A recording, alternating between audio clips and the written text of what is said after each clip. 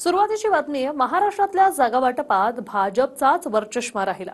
शिंदेंनी जाहीर केलेले उमेदवार बदलावे लागल्यानं विरोधकांनी याच मुद्द्यावरून त्यांना सांगितलं, अरे काय होईल, उद्या चिन्ह काय भेटणार. अरे बोल सोडा सगळं, आपण शिवसेना आहे, शिवसैनिक आहोत, जिथे लात मारू तिथून पाणी काढू, तुम्ही काळजी करू नका. 50 मधला एकही माणूस मी पडू देणार नाही.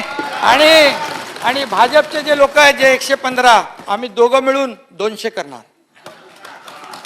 हा शब्द आहे या सभागृहामध्ये. आणि ते नाही केलं तर आम्ही.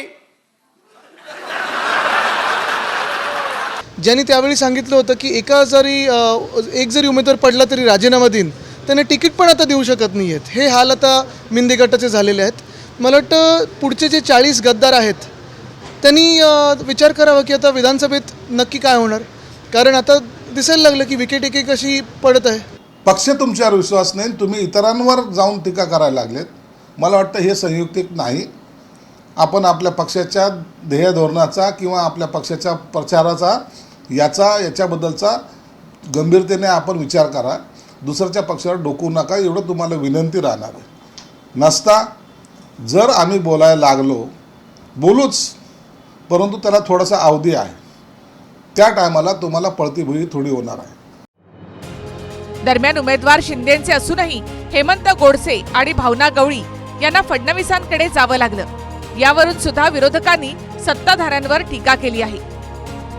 ज्या हेमंत पाटलांच्या विजयाचा दावा संतोष बांगर यांनी केला होता, तेच बांगर आता हेमंत पाटलांनीच बाबूराव कोहळीकर यांचं नाव सुचवल्याचं म्हणताय. अहो, हे उत्साह म्हणजे 2024चा आहे. हिंगोली लोकसभेवरती ज्यावेळेस भगवा फडकलाय, हे आजच उत्साह आम्ही या ठिकाणी आनंद उत्सव केलेला आहे. अहो, विरोधक उरलाच नाही तर विरोधकाला इशारा देण्याचं कामच नाही. या ठिकाणी महायुतीची जी जागा आहे ही एकदम अतिशय गरीब घरचा माणूस, शेतकऱ्याचा मुलगा, या ठिकाणी आमचे बाबूरावजी कदम यांना देण्यात आलेली आहे. आणि याची शिफारस हेमंत भाऊ पाटील यांनीच आमच्याकडे केलेली आहे. हेमंत पाटलांच्या प्रचारात हातवाऱ्याने वादात राहिलेले बांगर आता नवं गाणं म्हणत प्रचाराला सुद्धा लागली. शासन आपल्या दारी आणि मुख्यमंत्री काम करतय लय भारी आणि विरोधकाच्या असं आहे. म्हणून मी म्हणतोच, शांता गेली शालू गेली, आता कुणाचं नाव आला बाबूराव. शांता गेली शालू गेली, आता कुणाचं नाव आला बाबूराव. सत्तेमध्ये गेल्यानंतर राष्ट्रवादीनं 2019ला जिंकलेल्या 4 जागा आपण लढणारच, त्याऐवजी इतर जागांवर अजित पवार यांनी दावा सांगितला होता. तर भुजबळांनी शिंदेइतक्याच जागांची मागणी केली होती. आपल्याला तर आपल्याकडे असणाऱ्या आता 4 जागा, बारामती, शिरूर, सातारा आणि रायगड, ह्या तर आपण लढवणारच आहोत. परंतु त्याच्याच बरोबर इतर पण काही जागा ज्या उभाठा म्हणजे उद्धव बाळासाहेब ठाकरे यांच्या शिवसेनेकडे आहेत, त्याच्यात पण राष्ट्रवादी काँग्रेस पक्षाची ताकद जिथं असेल तिथं भाजप आणि शिंदे साहेबांशी चर्चा करून आपल्याला सीटांचा वाटप त्या ठिकाणी करायचंय. आम्ही एवढं सांगितलेलं आहे की बा शिंदे गटांना जेवढ्या जागा मिळतील तेवढ्या जागा अजित पवार साहेबांच्या आमच्या राष्ट्रवादीला सुद्धा मिळाल्या पाहिजे.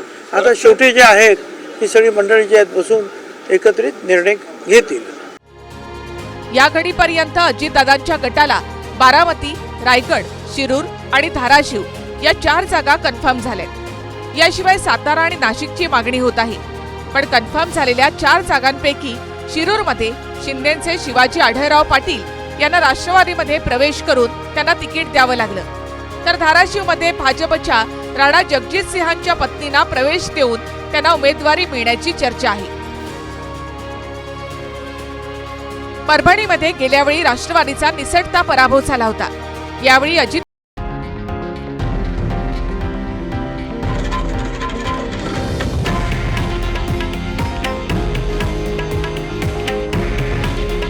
हे आहे देशातील नंबर 1 न्यूज नेटवर्क आणि आपण पाहत आहात TV9 मराठी.